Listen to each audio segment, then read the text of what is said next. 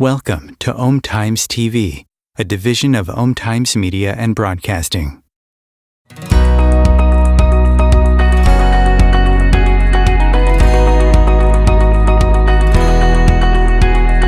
Welcome to the Spheres of Spirit with Nancy Myers, aka the Lady of the Light. Nancy will discuss the everyday magic and wisdom of spirit which surrounds each of us, waiting to be discovered. She will share some of her remarkable orb photos, proving that our angels, guides, loved ones in spirit, and even pets surround us and guide us in our physical world. During this episode, Nancy will discuss one of the many spheres or aspects of spirit available to us based on her orb photography. She will also share a special channeled message from her guide, Leonini, and do an oracle card reading to help guide you along your personal spiritual adventure. And now, here is your host, orb photographer, author, medium, and speaker, Nancy Myers.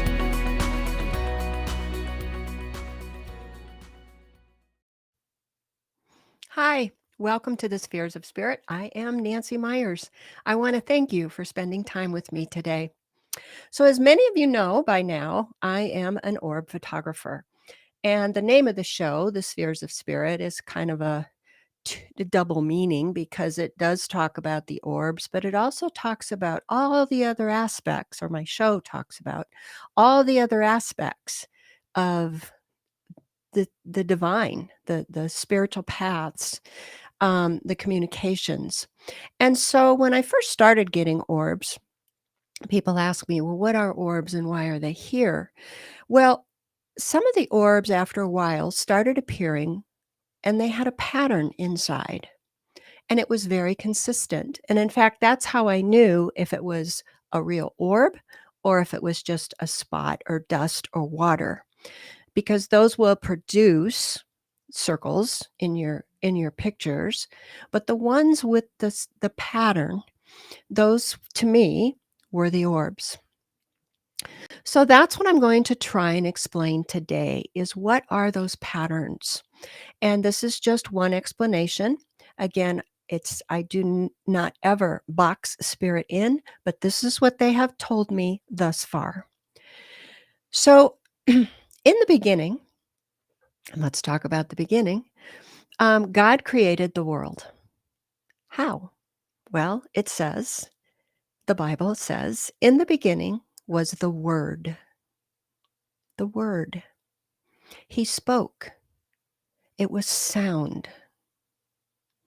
So there's an ancient Hindu text that dates back to 700 BC.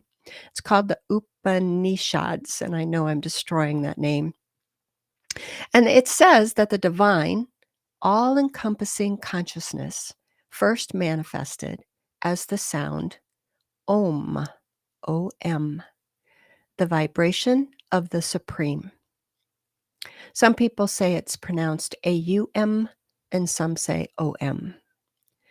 But anyway, the word or description of Om goes back to the ancient Vedas, another Hindu scripture, which was written in Sanskrit, dating way back 3,500 years ago.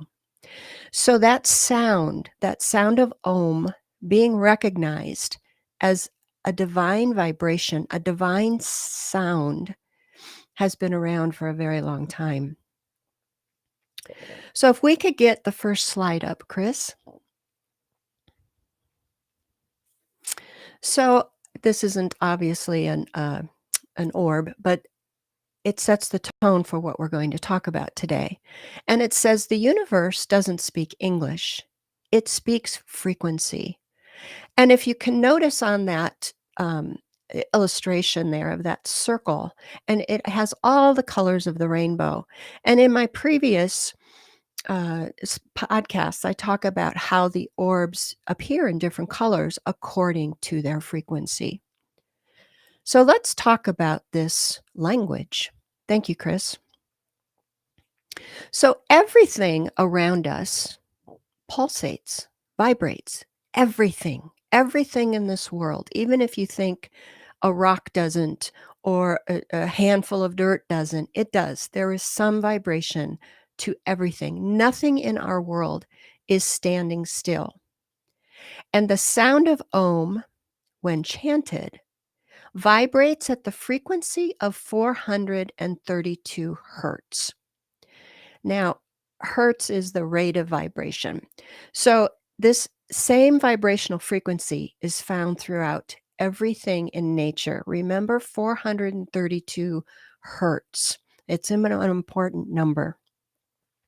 As such, Om is the basic sound of the universe. So by chanting it, we are symbolically and physically acknowledging our connection to nature and all other living things, even to the universe itself. But what's so special about 432 hertz? Well, according to some theorists, it's the frequency, like I said, at which the universe itself vibrates. So to understand what this means, the 432, we need to first learn about what is called the Schumann resonance. Now, bear with me. We're going to get to these patterns in the orbs, but I have to explain all this first. The Schumann resonance will explain this importance because a German physicist named Winfried Otto Schumann documented this frequency way back in 1952. He understood that global electromagnetic resonances exist within the cavity between the Earth's surface and the inner edge of the ionosphere. He determined that the frequency of these electromagnetic waves was very low, ranging from 7.83 hertz to 8 hertz. So the Earth used to vibrate more at 7.8, but in recent times it has moved up now closer to 8. And there's several theories as to why that is. Population, things moving, things building, cars, whatever it is, but the resonance has inched up just a little bit closer to 8 hertz. So this frequency range, 8 hertz, is referred to as the Earth's heartbeat, or the Earth's vibration, as we talked about. So how does the 432 hertz, which is again the sound of Om, relate to the 8 hertz, which is the sound of the Earth's heartbeat? Well, musically speaking, they resonate with each other. They harmonize with one another. So it's kind of like, to explain it better, you'll have a wine glass and someone sings a particular note. And when that note matches the harmony or the resonance at which the wine glass naturally vibrates, even though you can't see it, then that can have that effect of shattering it. So it matches. So the frequency of 8 hertz, which is at the top end of what we call the theta brainwave state. I'm going to talk a little bit about brainwaves, and bear with me again. We're going to get to this, but it's so you can understand more about vibration and frequency and how this all relates. So when we are at 8 hertz on our brain waves, and you've seen people hooked up with electrodes, and when they go into a meditative state, those waves can slow. And that's what we want to get when we're meditating, is slower brain waves. But that is what makes us feel relaxed. But that is when they say our consciousness opens up to intuitive learning and connection. So let me explain a little bit about the brain waves. There's kind of 4, I think, that they talk about. Um, the gamma brain waves, which is greater than 30 hertz. That's when we're really hyped up and just almost, running on overdrive. Then there's beta, which is more what we're in a waking state, and that's between 13 and 30 hertz. The alpha, which then starts moving into a more relaxed state, is between 8 and 12 hertz. And then the theta, which is the 4 to 8 hertz. So you can see as we get slower in our hertz and closer to that 8 hertz is when we match with the heartbeat and the connection of the universe. So, normally I read Leonini's messages and I channel them for the show at the end. But when I sat down, she reminded me that she had already given me information about frequency and vibration. So I'm going to share those along or throughout this presentation. So the first one that I'm going to read, she gave to me back in 2019. And here's what she said. She said, "In your physical world, you are bombarded by sound from all sides. Yours is a loud world. There are good sounds and there are sounds that can have a negative impact on your very being. When the vibration or the sound is in resonance, harmony, to the body's natural frequency, there is harmony. When the vibration is discordant, the body will feel out of tune. It is similar to the graph of a calm human heartbeat that displays a pattern and a rhythm with each beat. However, when the heart is overstimulated, the pattern becomes frenetic, and the heart must be slowed in order to resume its natural rhythm. Listening to soothing sounds or even silence can calm your energy, allowing your body to resume its natural rhythm with the universe. The right sound carries the ability to heal. Allow yourself to receive those healing benefits often." So that was way back in 2019 before I ever knew that I was going to be doing this podcast. But again, what Leonini is saying is slow your brain waves down. You do this through meditation, and she always tells me we need a regular practice of meditation. So this podcast today is just another way of telling you why it's important to meditate. So back to the word Om. The word Om can be found in Hinduism, Buddhism, Sikhism, and Jainism. And Jainism is an ancient Indian religion. I hadn't heard of that one. But the most common and most sacred sound in all of these religions is Om. Isn't that interesting? They have the same sound. So according to these texts, certain I'm sorry, I was reading someone sent me a message.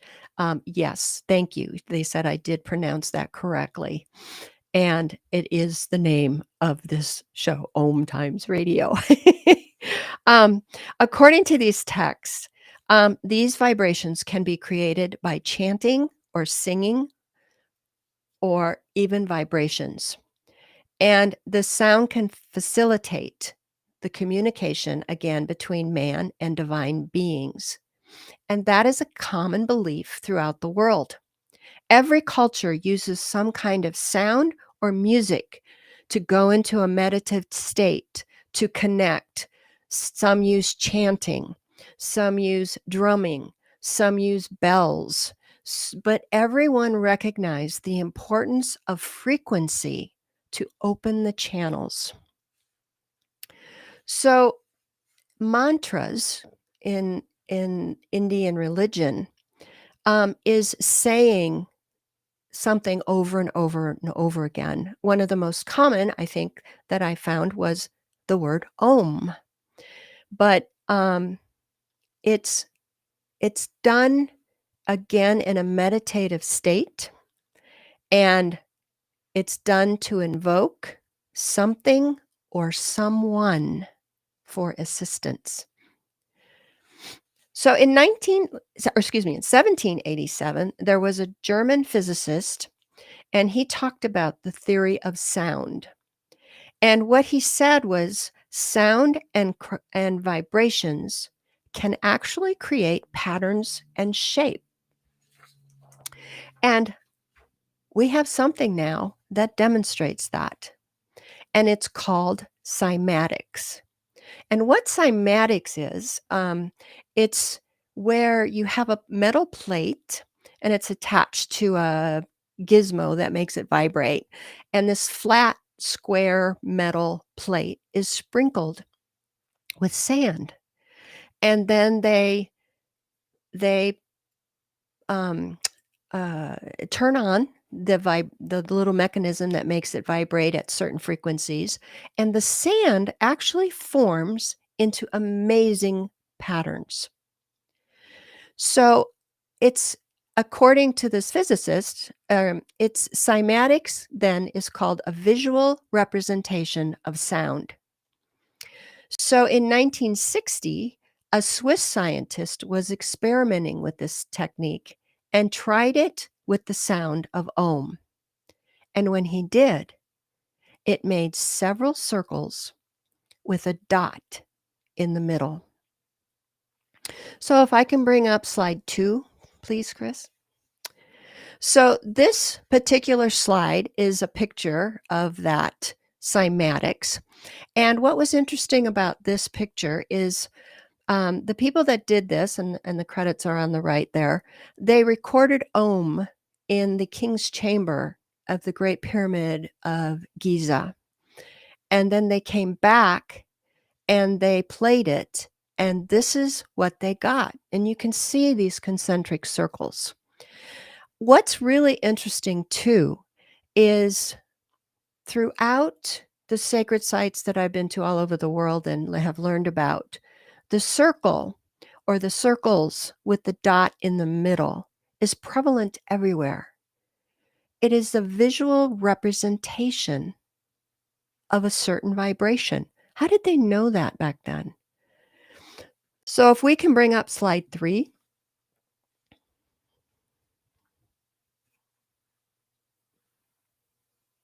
So these are my actual orb pictures.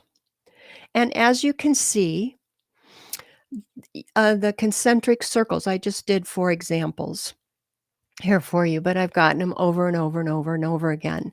Sometimes they're extremely defined, other times they're a little blurry, but most of the time I can tell that there's concentric circles. It's just like the sound of Om on that picture of the cymatics that I gave you. So, what are the orbs doing? They're coming in at the frequency or language of the universe. I tell people sometimes that orbs are messengers. So when you look at these pictures, they look two-dimensional because they're flat. But remember, these are orbs. And when sound is viewed as three-dimensional, they form spheres with a dot in the center and circles coming out. You have to trust me on that. I don't have a picture, but that's what science says. So when I first saw these orbs, I thought perhaps there was a code. There was like a binary code, and it still might be. But right now, what they're telling me is we speak the same language. We all vibrate and match to the one word, to the one creator. I think that's remarkable.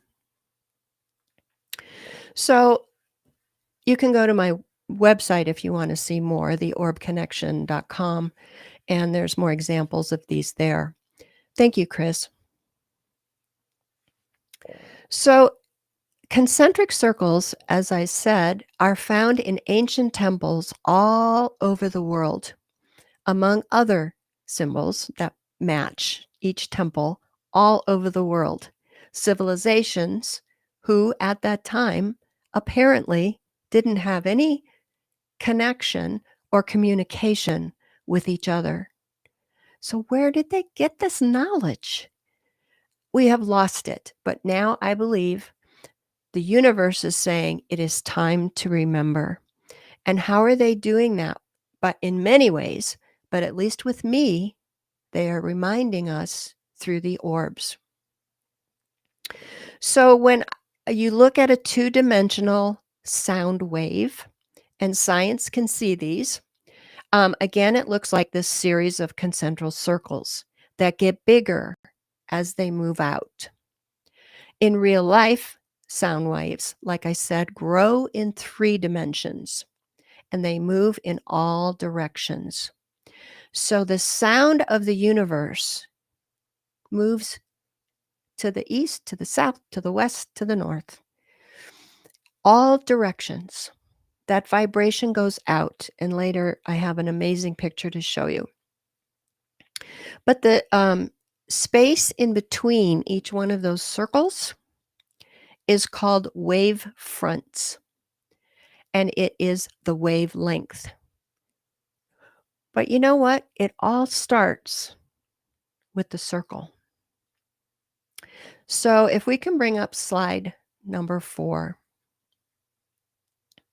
So if you have been following me on this podcast, you know that I did one episode where I talked about sacred geometry.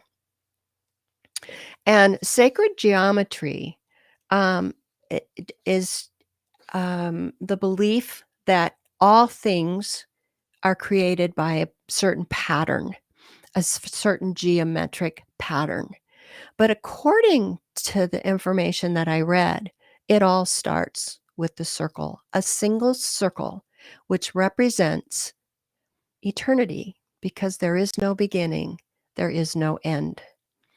And we have learned that the Creator has no beginning and no end. So the circle is almost representative of the Creator, he or she, itself. So the circle, let me find my notes here on the circle. I'm got a little bit out of order here. So this circle starts to split. So we start with a single circle and then it splits, and you'll see the two there. And that is called the Vesica Vesica Pisces. And where it overlaps in the middle, they say, is where heaven and earth meet. It also, in the middle, if you can extend one line, it's the sign of Christianity, which is the fish. And it can also be called, I think it's called the seed of, or the womb of life, or the seed of life. But don't hold me to that one. So the next time we add another circle, it goes to the 3. It has split again. And this is called the egg of life. And the egg of life, if you look closely at the center where those 3 circles overlap, you'll notice a symbol kind of jumps out at you. And if that looks familiar to you, it's because it's used over and over and over again, especially in the Celtic world. And it's the Celtic world call that the tripod of life. I think that's what it is. The tripod of life. And you'll see it represented as a knot in the Celtic world. The other, then it goes and we add 4 circles. Again, it's the circles, it's the overlapping. And this is called, this one is called, then we move into, I don't know what that one's called. Oh, it's called the flower of life. I beg your pardon. It's the beginning of the flower of life. You can see the 4 petals there. And then as the circle splits again, you see that, I think we're all familiar with that pattern of the flower of life with the 6 concentric circles. And there in the middle is the first symbol of the flower of life. And again, this symbol, this flower of life, these circles overlapping each other, the circle, which is represented in sound, is found throughout all the ancient temples and sites all around the world. It is one of the most common symbols, if you will, that is found. So thank you very much, Chris. So a circle with a dot in it is the basis for a lot of the Hindu mandalas. For those of you who are not familiar with a mandala, it's a pattern, and people use it as a focal point when they chant. But according to the information that I have found, the mandala is a representation of a frequency, of a sound, and it's translated into that pattern, just like we saw on a couple slides back with the cymatics. So the Hindus understood this. The Hindus understood the importance of a certain sound to connect with the divine. So do the mandalas, are they a key to know how the universe talks and works? Maybe. I'm going to have to take a break. When I come back, I'm going to tell you a little bit more about mandalas and how we can move into the science of using sound to levitate. I'll be right back. Om Times TV. Imagine becoming a super influencer. Reinvent yourself, invest in your brand, and then manifest your success with a robust spheric approach. Om Times Media and Broadcasting offers a unique and multifaceted way to become the spiritual and conscious influencer you deserve to be by putting your message across our powerful platform with its proven record of integrity and excellence. Through our produced shows, Om Times offers the opportunity to become a social media TV personality, a radio show host, an Om Times magazine columnist, and a syndicated podcaster, all in one shot. By live streaming your show on Om Times TV and broadcasting it across the extensive Om Times radio and TV networks, you become more than a host. You become an ambassador and a force for positive change. Om Times. Open yourself to the possibilities. When I first saw a turtle, my heart was full. Now I'm anything but lonely. We have this deep connection, this heart connection. He just wants to be close to you and part of your life. Every day with Turtle is a perfect day. When I'm holding her, it makes me feel calmer. I think everything he does shows how much he loves us. When we adopt a shelter pet, We discover they're a little bit of a lot of things. But they're all Pure pure love. love.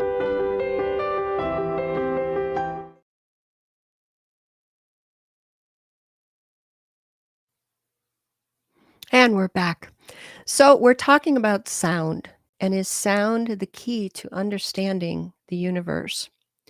Well, according to the ancient texts, Hindu texts called the Vedas, they talk about what's called a vimana, and these are flying craft, but they don't talk about how they flew.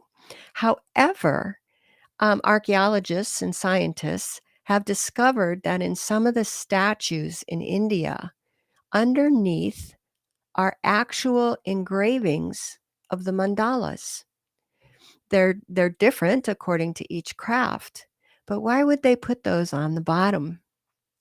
Were those invoking the sound to levitate, to allow them to float, to fly? Perhaps. When I was in Peru and I've seen the pyramids, I've stood next to them, I've touched the stones. You see the immensity of these stones, and you go, how could anybody figure out how to pick these up with such precision and put them in place? Well, there's many theories out there that the ancients understood the power of sound, again, the key to the universe. And they would use sound to two things: to lift them and float them to where they needed to be, and some say even reconfigure them so that where these stones were going to be placed fit perfectly. When I was in Peru, there's a place called Sacsayhuaman, and it's this amazing jagged wall, not jagged, but zigzag wall. And these stones are massive. Some of these stones are 15 feet high, and other stones you look at and they have 6, 8, 10 corners, and they match perfectly to the stone that they're fitting in. But they're all puffed.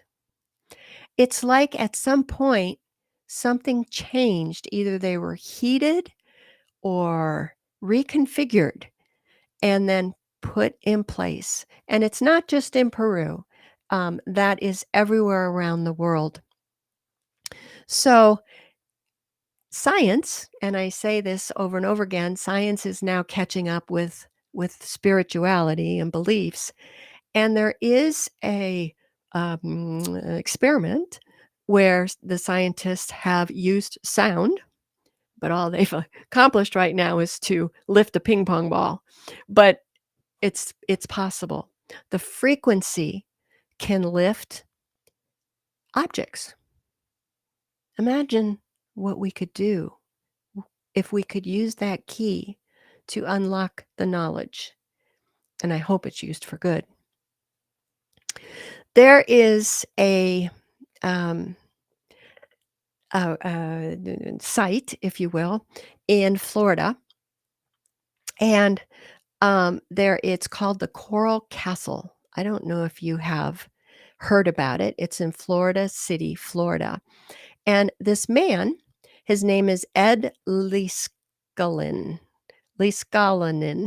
After his wife died, I believe it was, he began to work on what he calls, or what is referred to as, the Coral Castle. He cut huge, somehow, all by himself, huge limestone blocks. They call it the Coral Castle because some of the blocks have coral and shells in them. It's not really coral.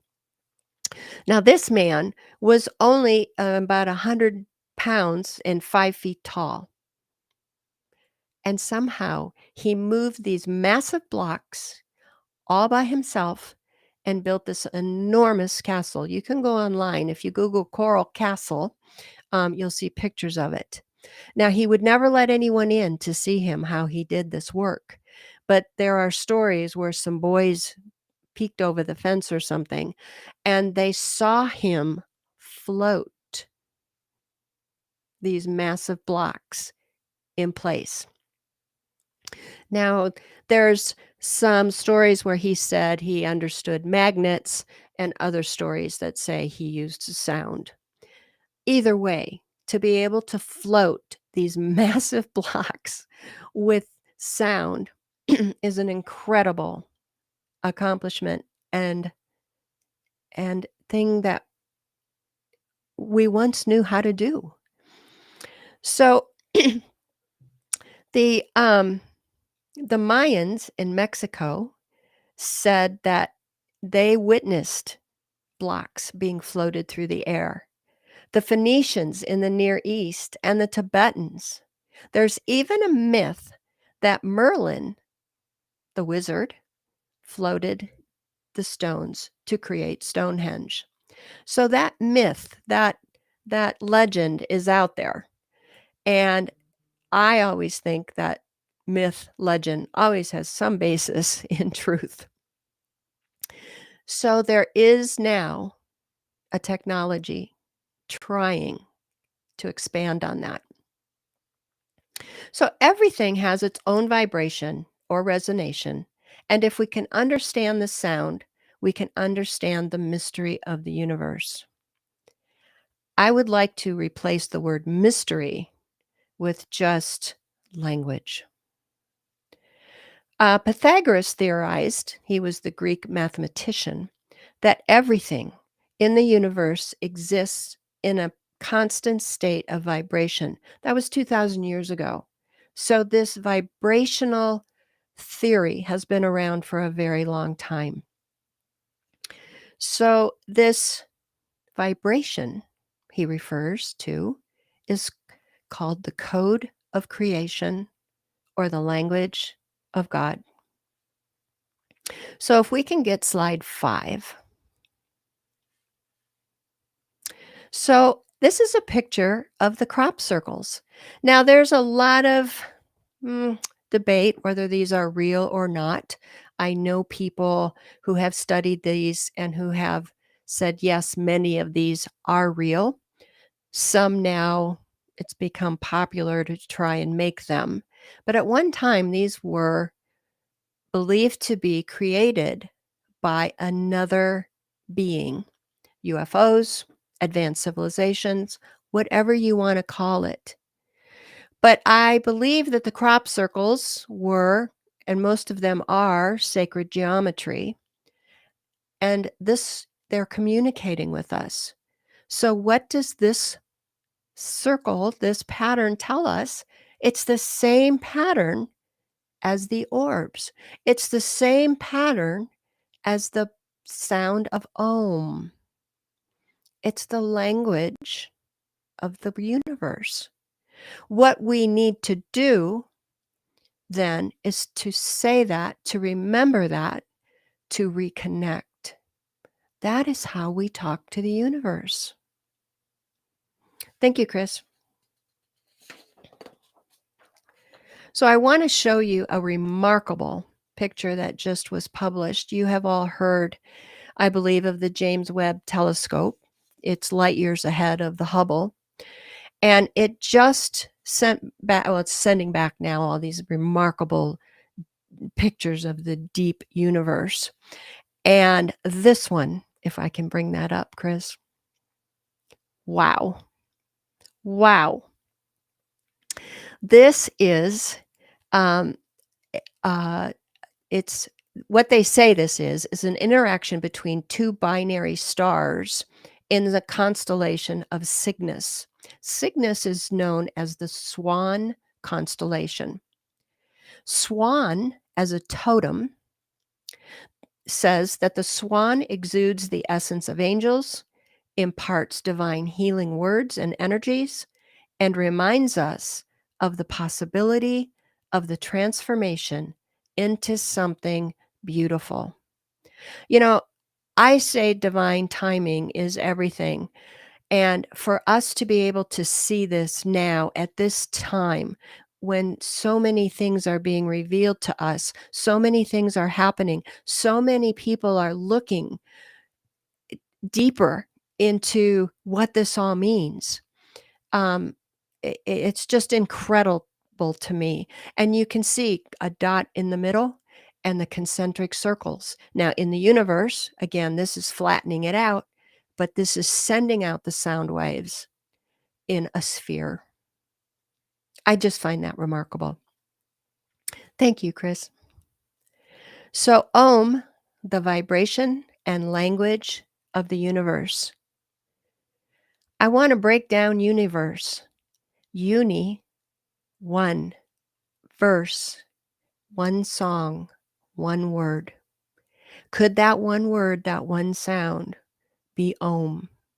Could that patterns of the concentric circles of Om be telling us something? I believe so. Let me read Leonini's message. And this one, again, was in 2019. When you stand next to a speaker that is playing music loudly, you can feel the vibration hit you. It is literally a sensation on your physical being. It is the sound that causes the vibration, which in turn causes the sensation. In your world, and indeed in the universe, everything causes a vibration because everything is a frequency. You may not be able to feel it as well and as easily as when you stand in front of that speaker because your world is denser and moves slower. But your body, your aura, your soul feels the vibrations all around you. Your subconscious is aware even if your consciousness is not.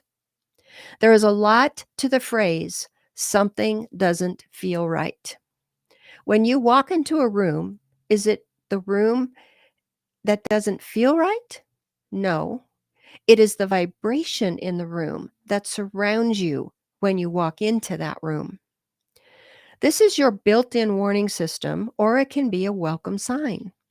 Your abilities, your world extends far beyond your 5 known and accepted senses. Listen to the music of the universe, one song, through your speaker. It carries with it information and knowledge. If you want the speaker of frequency to play louder, tune yourself through meditation, study, awareness, and acceptance. Wow. So we need to tune ourselves to the speaker of the universe. I just loved that message. I thought it was really incredible. So I want to do a card reading here, and then I have a story to tell you. And I promised to do that at a few episodes ago, and I ran out of time. So the card reading today is going to be from my Uni-verse deck, which is called Starry Beings. So I will pull one card with the intent that this will carry a message for all who are listening. And then I'll move on to my story because it's really kind of amazing. And I have a picture. It's not an orb, but it's about the story. Okay, so the card that I draw, timing is everything. Again, divine timing. It says, shine love on fear. Love will light up the darkness. Boy, do we need this now, right? During these times, there is so much fear. So, what can you do in these times? You can open yourself up to the connection of the universe, the vibration of love, which is what I believe Om is, and increase your own light. Don't let the fear that's going around dim you. It's easy to get discouraged, to get caught up in the negative. But remember, we are all truly light beings. So it reminds me of, as I'm talking, they're showing me the movie E.T., and turn up your heart light is what this card wants me to tell you. Turn up your heart light. When we all shine, darkness cannot exist. So it says, love will light up the darkness. It'll actually overcome it. What a beautiful message, and how appropriate for the podcast today. So I have a little story, and I just love it. It won't take too long to tell it. But, when I go out and I take orb pictures every night, I always say a prayer, that this work be done from the highest good and for the highest good, and tell me or show me what I need to know today or tonight. I usually leave it up to spirit to show me and to for whatever I capture in my photos. But one day last month, I went out and I said, Spirit, I was a little discouraged. We all have our up days and down days, and sometimes doubt creeps in. And I said, I need a sign. I need a sign so bad tonight. And so I thanked him, and I started to take a picture. And all of a sudden, I hear the screeching of a hawk. And I watched this hawk come closer and closer. It flew almost right at me, screeching the whole time. It circled me 3 times. As it's circling me, I said to Hawk, "Oh, thank you. Could I have a feather, please?" And then after the 3rd circle, it screeched and it flew off. Chris, can I bring up that last picture?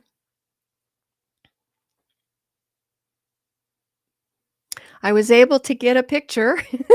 I was very lucky because it was moving quite fast and my camera is very slow. This is a night hawk. And this is one of the circles that was flying. It was just at sunset. And I thanked it. I was overjoyed. Thank you, Chris. Thank you. Thank you. So after I asked Spirit, can I see a sign? And they send me hawk. So I thought, okay, I need to look this up. So I looked it up, a hawk totem. What does hawk totem mean when it literally flies into your life? Here's what I found out. If a hawk totem has flown into your life, you must pay attention. You are about to receive a message from Spirit. What did I ask Spirit right before I took my picture? Could you send me a sign? Please, I need a sign. And that is the sign that I got. But that's not all. A couple days later, I was out in the backyard and pulling some weeds and doing some yard work. And I reached under a flower to grab a weed. And there was a hawk feather, placed very carefully and someplace for only me to find, because I have 4 dogs and they trample everything. So it was very protected. Again, an answer to my prayer. I'm telling you this story because I know I've talked about signs before and how the universe and how spirits and how our angels and how our guides answer us. I've lived here a very long time, many decades, and I have never had a hawk fly out at night around me 3 times screeching and then deposit a feather for me. It just doesn't happen. So I can't explain that away. I have to, and I do, accept that. Spirit knew I needed something really big because I was really in a sad place. And that's what they sent for me. So ask the universe, line up with that universal vibration. If you want to say Om, that's okay. If you want to listen to meditation tapes or songs that are saying Om, that's okay too. And it doesn't have to be every time. There are many, many ways to meditate. But I would, and I do, incorporate that sound in my meditations. When I was in Scotland, it was one of my first overseas trips, as what I call my sacred journey. And I was with an amazing woman. Her name is Ani Williams. And Ani Williams is going to be on my show the end of October. She was a remarkable lady. She's a troubadour, an author, a musician, a writer, a teacher, a sound alchemist. I have taken several classes and I've been on 2 trips with Ani, and she's going to come on the show and talk about things that are just truly remarkable that she has discovered and explored. But anyway, we were sitting around one night and she was doing a presentation. And she told us that there is a text called the Sophia text, and she's going to talk about more of this. But these were, and I want to get this right, they were found in the Nag Hammadi scriptures, which those were a collection of 13 papyrus codices belonging to centuries immediately following the death of Jesus Christ.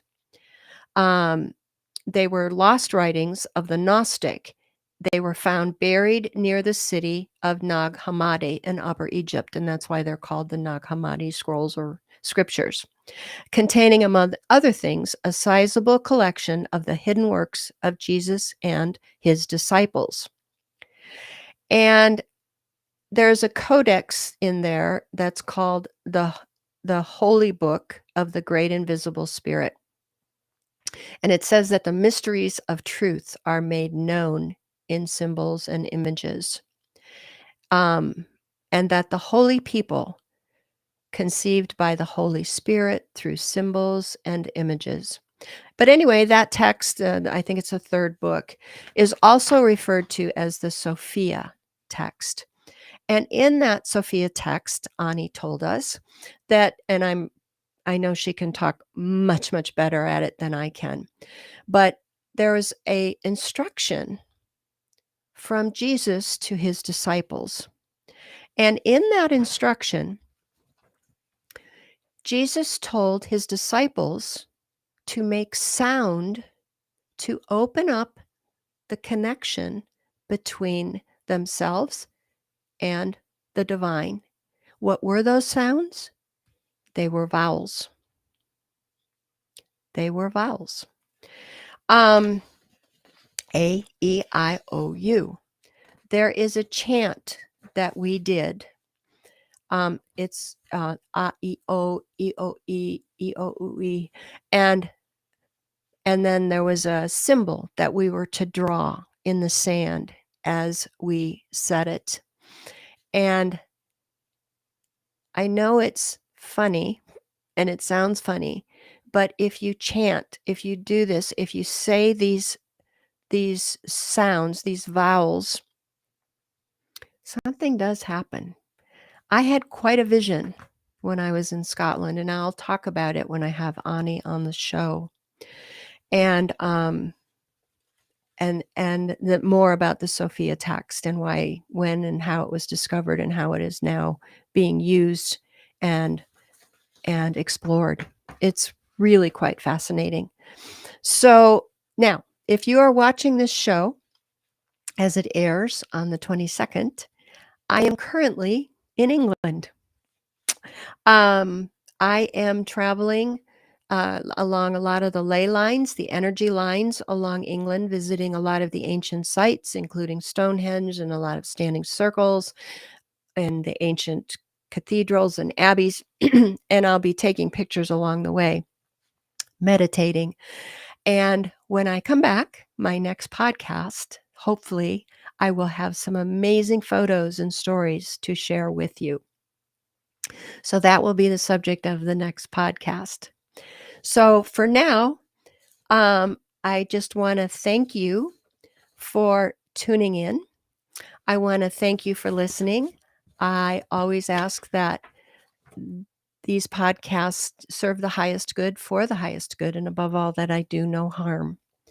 So have a wonderful time until I see you again, month almost. And I hope to see you again. Take care now. Bye-bye.